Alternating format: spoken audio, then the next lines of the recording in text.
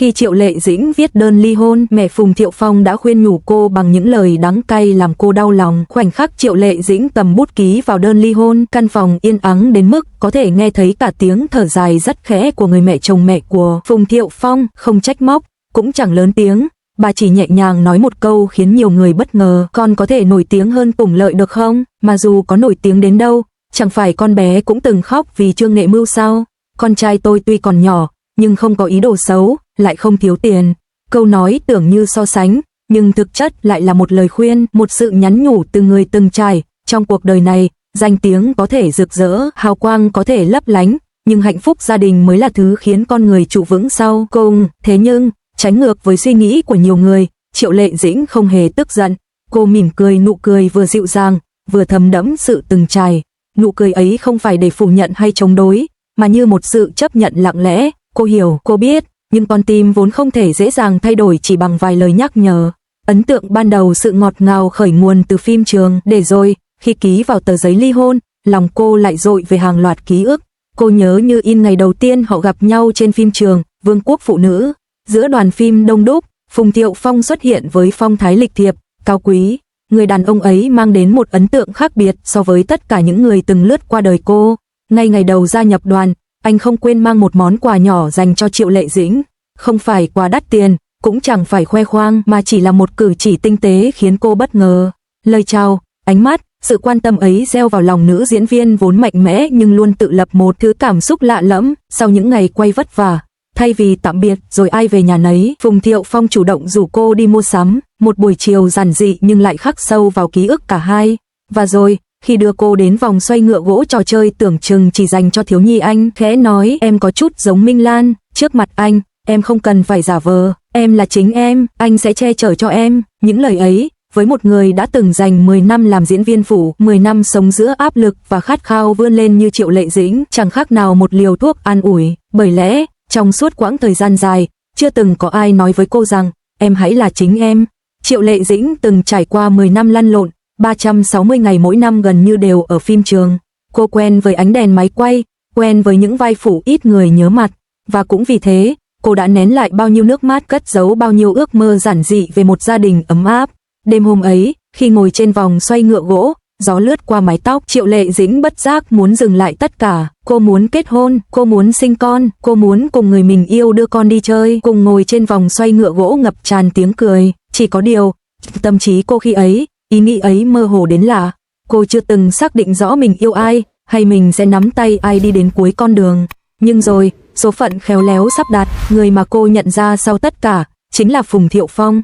Sau khi kết hôn, trong một chương trình truyền hình, Phùng Thiệu Phong từng khiến dư luận rúng động khi thẳng thắn nói: anh không biết, em kết hôn với anh vì tình yêu, hay chỉ đơn giản là muốn có con.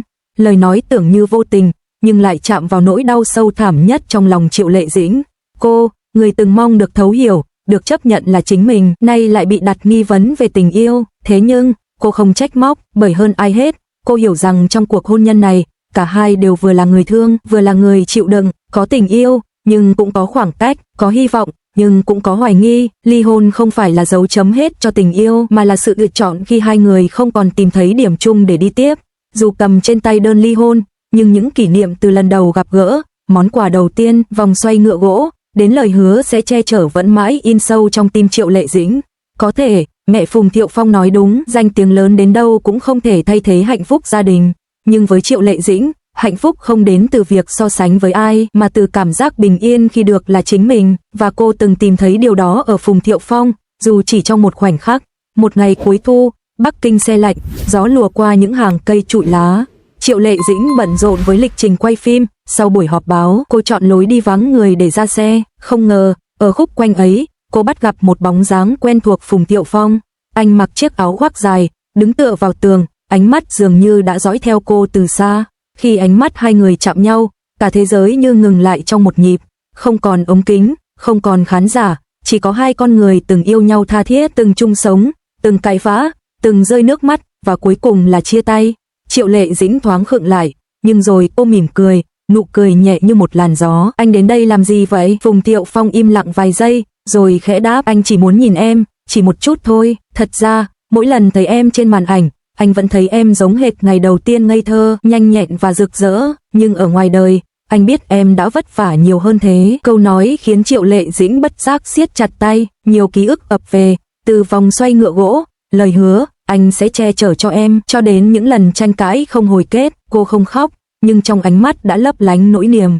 Không gian lặng đi vài giây, trước khi cả hai đồng thời bật cười, nụ cười nhẹ nhõm cũng pha chút cay đắng. Anh có khỏe không? Cô hỏi, giọng nhỏ đến mức tưởng như chỉ dành riêng cho anh nghe. Anh ổn, nhưng thật ra, có lúc anh hối hận, giá như ngày đó, anh kiên nhẫn hơn một chút, thấu hiểu em hơn một chút, có lẽ mọi chuyện đã khác. Triệu Lệ Dĩnh không đáp lại ngay, cô nhìn bầu trời u ám, đôi mắt xa xăm, rồi chậm rãi thở dài, nếu được làm lại từ đầu, em vẫn sẽ yêu anh. Nhưng tình yêu không đủ để giữ một cuộc hôn nhân, chúng ta từng đi cùng nhau một đoạn đường đẹp, vậy là đủ rồi. Phùng Thiệu Phong khẽ cúi đầu, khóe môi cong lên trong một nụ cười chua chát. Anh biết, câu trả lời ấy chính là dấu chấm hết cho mọi hy vọng tái hợp, nhưng đồng thời, nó cũng là minh chứng rằng tình yêu của họ từng tồn tại thật đẹp, thật chân thành. Trước khi rời đi, Triệu Lệ Dĩnh quay lại, để lại một câu ngắn gọn nhưng như nhát dao khắc sâu trong lòng anh. Dù thế nào, anh vẫn mãi là cha của con em. Bóng cô dần khuất sau dãy hành lang dài, để lại Phùng Thiệu Phong đứng đó, mắt nhòe đi trong làn gió thu, một giọt nước mắt lăn dài, hòa lẫn với nụ cười xót xa. Trong căn nhà yên tĩnh, cậu bé ngồi bên khung cửa sổ, đôi mắt đen tròn ngơ ngác nhìn ra khoảng sân vắng lặng. Từ ngày cha mẹ ly hôn, ngôi nhà vốn rộn ràng tiếng cười bỗng trở nên lạnh lẽo. Cậu bé còn quá nhỏ để hiểu thế nào là chia tay, nhưng lại đủ nhạy cảm để cảm nhận được những thay đổi. Cậu nhớ rõ, đã từng có những buổi tối, cha bế mình ngồi trên đùi, đọc sách bằng giọng ấm áp, mẹ thì ngồi bên cạnh, ánh mắt dịu dàng dõi theo. Khi ấy, cậu cảm thấy cả thế giới đều xoay quanh vòng tay của cha và nụ cười của mẹ. Thế nhưng, những tháng ngày đó dần biến mất, cậu chỉ thấy cha và mẹ nói chuyện ít hơn, ánh mắt ít gặp nhau hơn, đôi khi còn có những khoảng lặng căng thẳng mà cậu không hiểu nổi.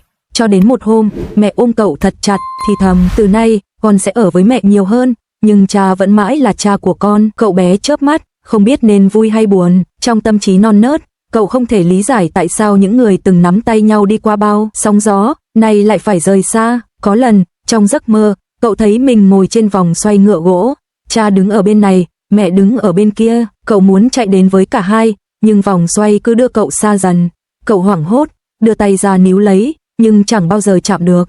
Thức dậy, gối cậu đã ướt đẫm nước mắt. Dù vậy, trong trái tim bé nhỏ, cậu chưa bao giờ thôi hy vọng một ngày nào đó, cha và mẹ sẽ lại cùng nắm tay đưa cậu đi công viên, đưa cậu ngồi lên ngựa gỗ, và cả ba sẽ cười vang như chưa từng có vết nứt nào tồn tại.